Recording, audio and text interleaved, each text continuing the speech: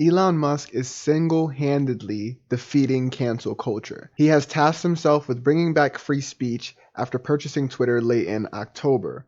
When he did this, he sent out a tweet saying, "The bird is free." Now, of course, initially Elon Musk was met with a lot of backlash following his purchase of Twitter, with a lot of people thinking that he did this as some sort of publicity stunt or that he was just trying to do something to get his name back in the news to promote Tesla stock or whatever. Pundits blamed him for his usage of the Nword spiking on his platform after he purchased it because obviously he said he wanted free speech to be a thing again.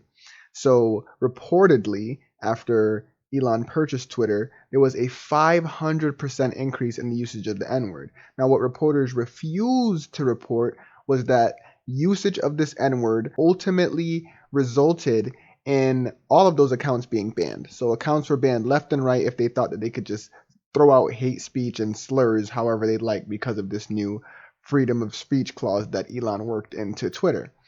Now, after this, of course, people had to find the next thing to bash him for. So users continued to say that Twitter was dying, that they would leave Twitter, and that because of Elon's dis and misregulation of Twitter, people would be fleeing from the platform in droves. However, we have gotten to see that that's actually not the case.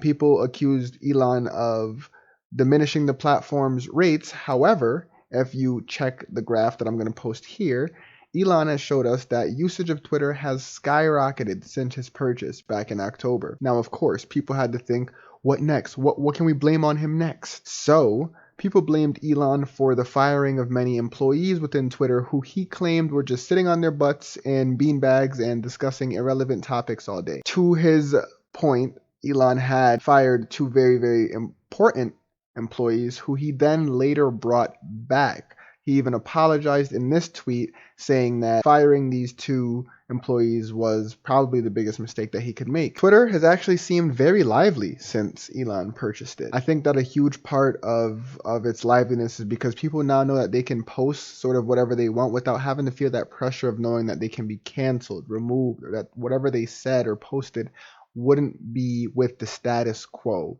Now, one thing to point out is that Elon has actually started to let people back on the platform who were once canceled off of it.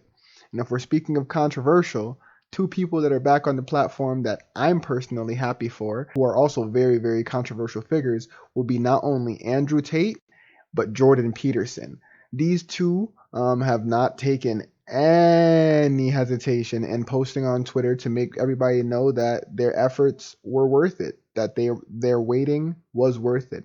Jordan Peterson specifically has been very, very vocal on Twitter in the past hour or so that he's been back, posting things like this, and this. And I don't believe that this is going to stop. Even with Andrew Tate posting this, we know that he will be back on the platform in a capacity that is probably going to leave a lot of people angry, but also have a lot of his fans and followers very, very happy. So let me know what you guys think of this new update and these new updates as Twitter begins to evolve and change under Elon Musk's new lead. Personally, I think this is a net positive for the internet, for people who are fans of free speech, and for people who are tired of seeing cancel culture win. So, support Elon in kicking cancel culture's ass by going on Twitter, creating an account, and saying whatever the hell you'd like, as long as it isn't racist, stupid, and dumb. But even if it is, say it. Who knows? It might still be allowed on the platform. Dreamers, out.